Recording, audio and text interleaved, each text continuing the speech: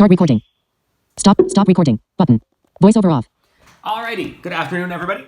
We're going to try this again. We're in the next section of our book here. I believe it starts on Tuesday, but anyway, here we are. We're going to try a slightly different room this time because I doubt any of you that can see it really want to look at the side of my desk, my dresser, or my bedroom ceiling. So, we've adjourned to the dining room where it's a little more echoey, which hopefully isn't too obnoxious on the video end, and hopefully the birds aren't too loud. Keep it down over there, you two. Alright, I hear tell a couple of you wanted to look at the cover of the book. It's not going to do you a whole heap of good because it's Braille. However, I will show you it anyway. Right there is the front cover. Have a good hard look at that. Isn't that beautiful? Yeah, I thought so too. Alright, I'm going to set you up over here. Lean you against the Ziploc bags and the butter dish. And you can hopefully, kind of, sort of, maybe, see what I'm doing.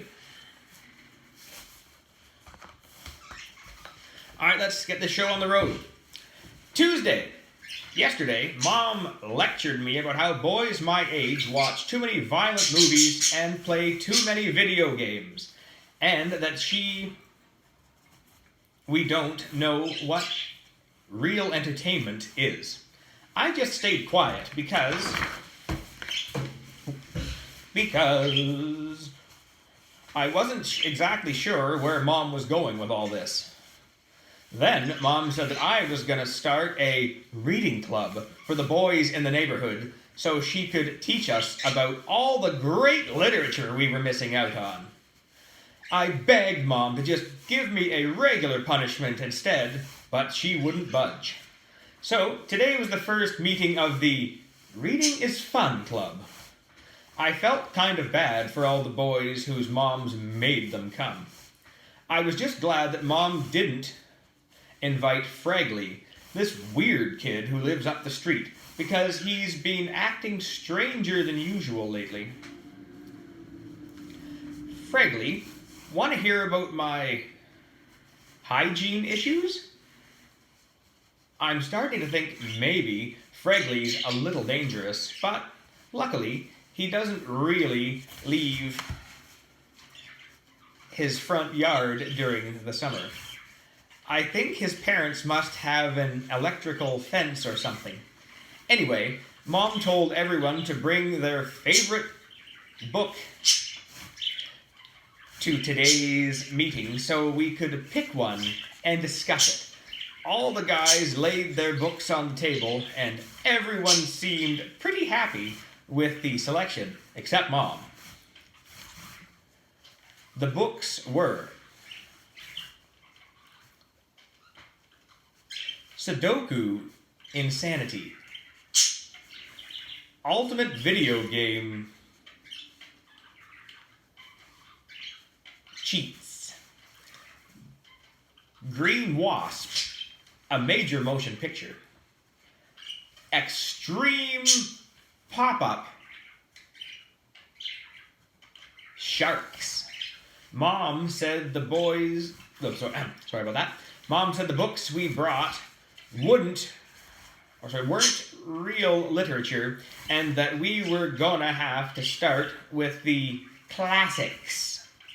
Then she brought out a bunch of books that she must have had since she was a kid.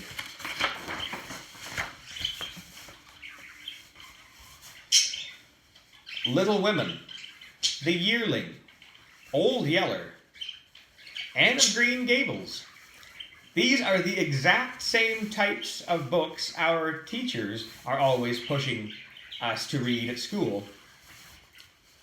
They have a program where if you read a classic in your free time, they reward you with a sticker with a hamburger on or something like that.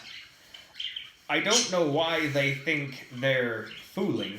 Who they think they're fooling. You can get a sheet of 100 stickers down at the arts and crafts store for 50 cents. I'm not really sure what makes a book a classic to begin with, but I think it has to be at least 50 years old, and some person or animal has to die at the end. Mom said if we didn't like the book she picked out, we could go on a field trip to the library and find something we all agreed on. But that won't work for me. See, when I was 8 years old, I borrowed a book from the library and then I forgot about it. I found the book a few years later behind my desk, and I figured I must have owed about $2,000 in late fees on the thing. So I buried the book in the box of old comics in my closet, and that's where it is to this day. I haven't been back to the library since then, but I know if I ever do show up, they'll be waiting for me. Police officer. Greg Heffley, you are under arrest for failing to return how to make sock puppets. In fact, I get nervous if I even see a librarian.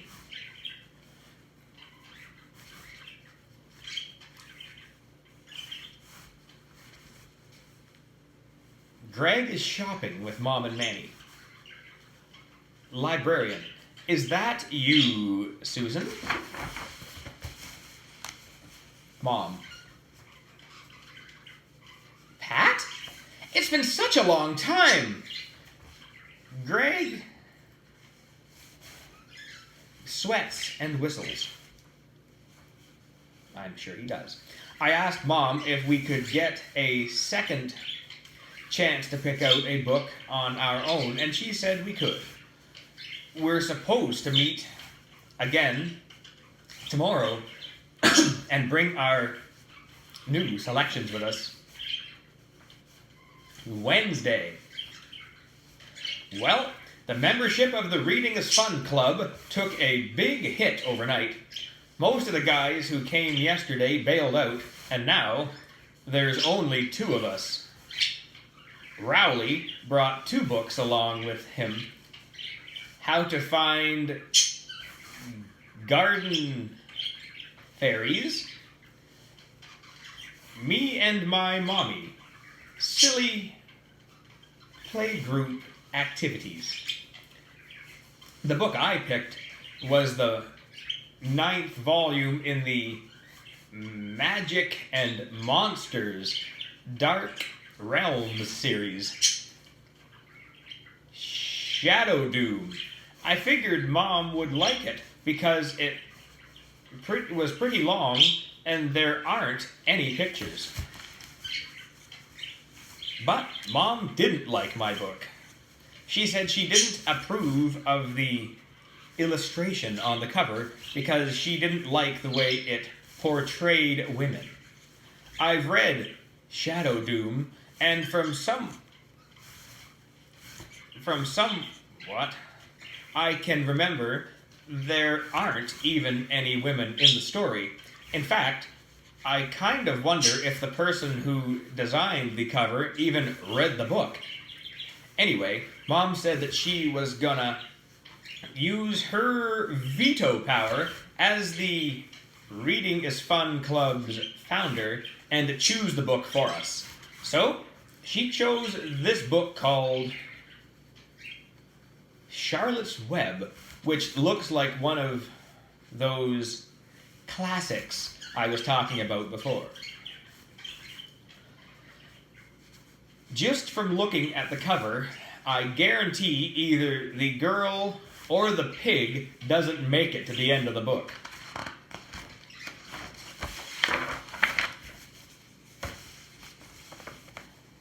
Friday. Well, the Reading is Fun Club is down to 1 member, and that's me. Yesterday, Rowley went golfing or something with his dad, so he kind of hung me out to dry. I didn't do my reading assignment, and I was really counting on him to cover for me at the meeting. It's not really my fault that I couldn't finish my reading assignment. Though, Mom told me I had to read in my bedroom for 20 minutes yesterday, but the truth is, I just have trouble concentrating for long periods of time. After Mom caught me horsing around, she banned me from watching TV until I read the book. So, last night, I had to wait until she went to bed before I could get my entertainment fix. I kept thinking about the movie with the muddy hand, though. I was afraid that if I was watching TV all by myself late at night, the muddy hand might crawl out from under the couch and grab my foot or something. The way I solved the problem was by making a trail of clothes and other stuff all the way from my bedroom down to the family room. That way, I was able to make it downstairs and back without ever touching the ground. This morning, Dad tripped over a dictionary I'd left at the top of the stairs, so now he's mad at me. But I'll take Dad being angry over the alternative any day of the week. My new fear is that the hand is gonna crawl up on my bed and get me in my sleep. So, lately, I've been covering my whole body with the blanket and leaving a hole so I can breathe. But that strategy has its own risks. Roderick got into my room today, and I had to spend the morning trying to wash the taste of a dirty sock out of my mouth. Sunday. Today was my deadline for finishing the first 3 chapters of Charlotte's Web. When Mom found out that I wasn't done yet, she said we were gonna sit down at the kitchen table until I was finished. About half an hour later, there was a knock at the front door, and it was Rowley. I thought maybe he was coming back to the Reading is Fun Club, but when he saw that his dad was with him, I knew something was up. Mr. Jefferson had an official-looking piece of paper with the country club logo on it. He said it was a bill for all the fruit smoothies me and Rowley had ordered at the clubhouse. For the grand total was $83. All those times me and Rowley ordered drinks at the clubhouse, we just wrote down Mr. Jefferson's account number on the tab.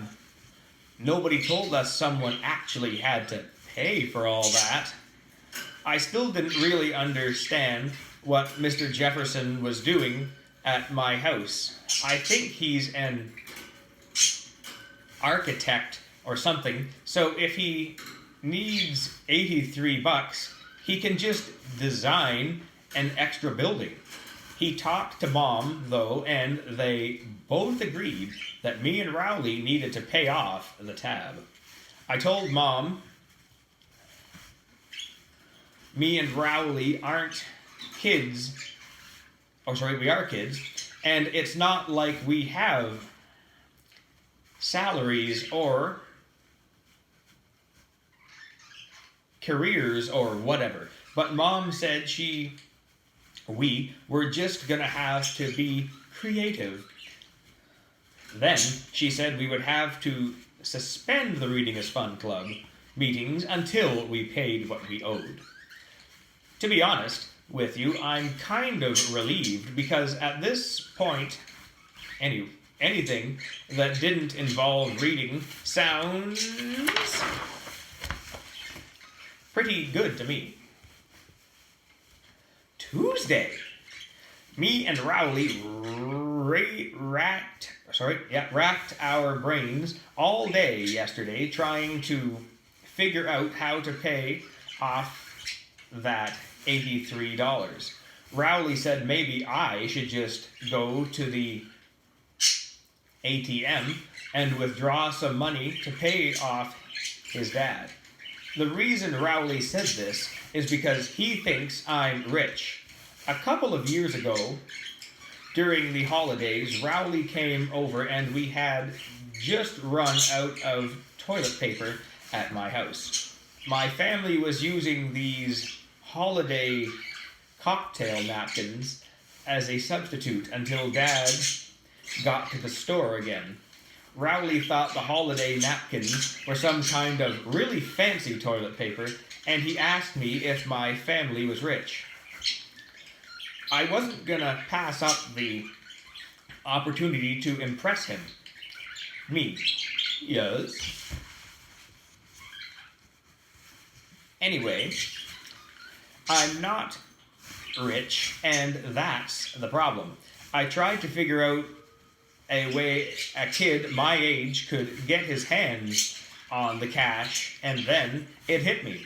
We could start a lawn care service. I'm not talking about some average run-of-the-mill lawn care service either. I'm talking about a company that takes lawn care to the next level. We decided to name our company the VIP Lawn Service. We called up the Yellow Pages people and told them we wanted to place an ad in the book, and not just one of those tiny little text ads, but a really big one with full color that takes up 2 whole pages. But get this, the Yellow Pages people told us it was gonna cost us a few $1,000s to put our ad in their book. I told them that didn't make a lot of sense to me, because how's someone supposed to pay for an ad if they haven't even earned any money yet? Me and Rowley realized we were gonna have to do this a different way and make up our own ads. I figured we could just make flyers and put them in mailboxes in our neighborhood. All we needed was some clip art to get us started. So we went down to the corner store and bought one of those cards women get each other on their birthdays. The card showed 2 men working outside on a sunny day. One man uses a pneumatic drill, the other holds a shovel. They have no shirts on. The card said, "Hope your birthday is hot, hot, hot." Then we scanned it into Rowley's computer and pasted pictures of our heads onto the bodies from the cards. After that, we got some clip art of lawn tools and put it together. Then we printed it out, and I have to say, it looked great. VIP Lawn Service. Pamper yourself and your lawn with our award-winning many-class services. Call 555-2941. I did some math, and I figured it would cost us at least a couple $100 in color ink, cartridges, and paper to make enough flyers for the whole neighborhood. So we asked Rowley's dad if he'd go to the store and get us all the stuff we needed. Mr. Jefferson didn't go for it. In fact, he told us we couldn't use his computer or print out any more copies of our flyer. I was a little bit surprised by that, because if Mr. Jefferson wanted us to pay him back, he sure wasn't making it easy. But all we could really do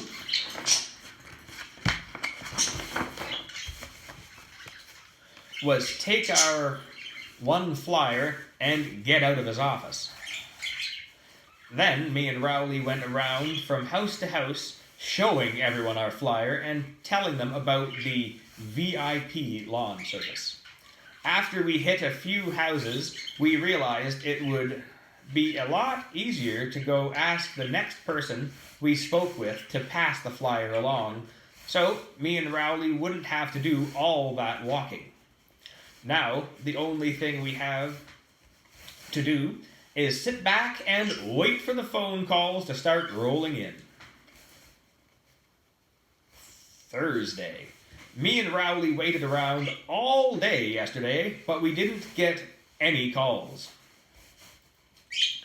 I was starting to wonder if we should try to find a card with more muscular guys for our next flyer. Then, at about 11 o'clock this morning, we got a call from Mrs. Canfield, who lives on Grandma's street. She said her lawn needed mowing, but she wanted to check our references before she hired us. I used to do the lawn work for Grandma, so I called her up and asked if she could call Mrs. Canfield and tell her what a good worker I am.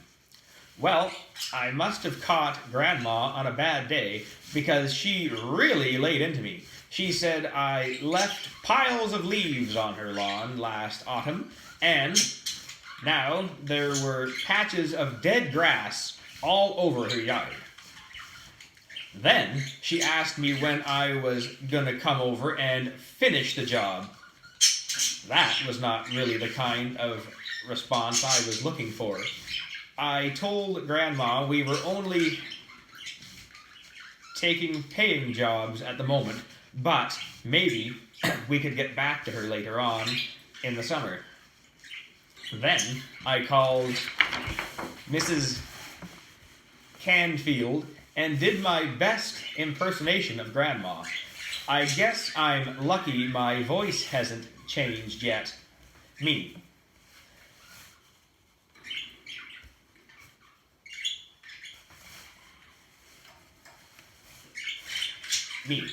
The VIP lawn service does exceptional work, and I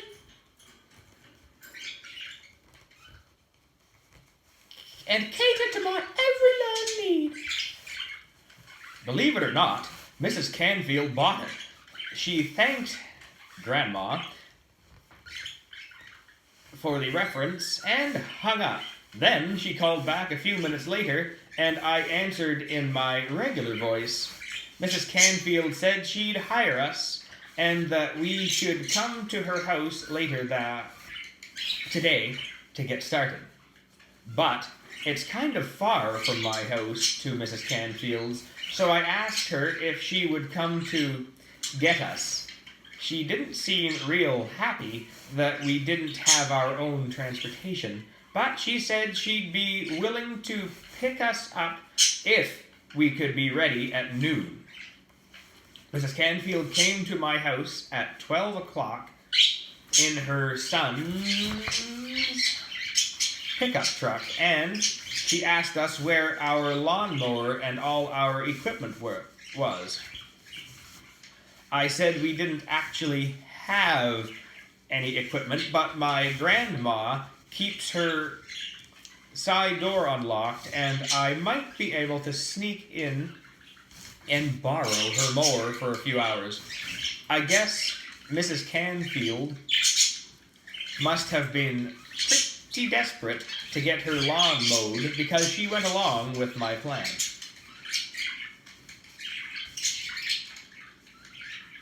Me. Mrs. Canfield, mind if I change the radio station? Luckily, Grandma wasn't home, so it was easy to get the mower out of her house. We rolled it over to Mrs. Canfield's yard, and then we were ready to get to work.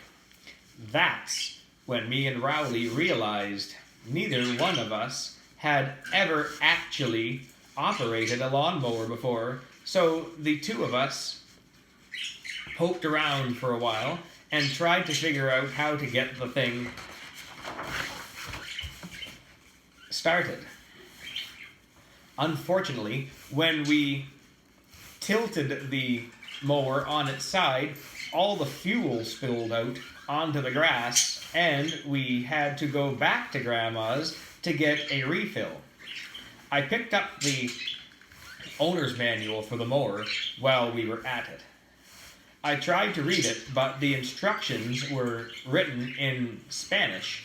I got the feeling from the bits and pieces I could understand that operating a lawnmower was a lot of more dangerous than I'd originally thought. I told Rowley he could have the first crack at the lawnmower, and that I would go sit in the shade and start working on our business plan. Rowley didn't like that idea at all. He said this was a partnership and that everything had to be 50-50. I was pretty surprised by this because I'm the one who came up with the idea for the lawn service in the first place. So, I was more like the owner than a partner. I told Rowley we needed someone to do the grunt work and someone to handle the money so it didn't get all sweaty. Believe it or not, that was enough to make Rowley walk right off the job. I just want to say for the record that if Rowley ever needs me for a job reference in the future, I'm gonna have to give him a lousy review. The truth is, I don't really need Rowley anyway. If this lawn service business grows the way I think it will, I'm gonna have about 100 Rowleys working for me. In the meantime, I needed to get Mrs. Canfield's lawn mowed.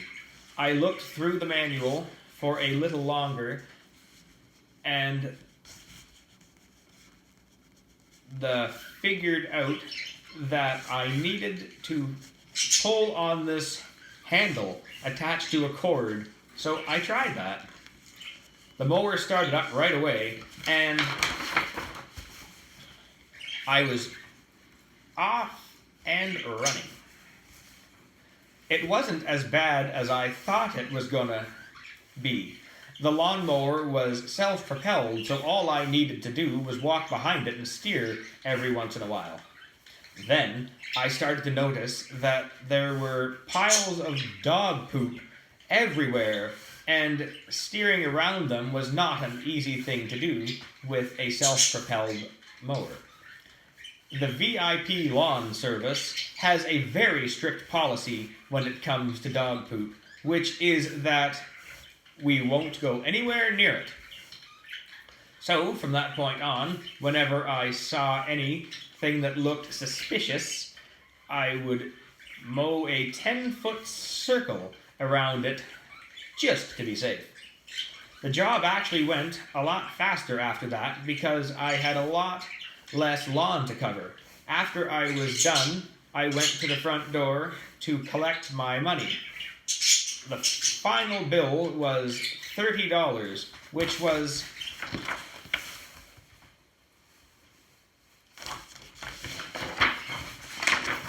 well, that's not very handy. The volume ended, and it doesn't even end at the end of a page. Please hold. Voiceover on. YouTube. Back. Camera chooser. Stop recording. Button.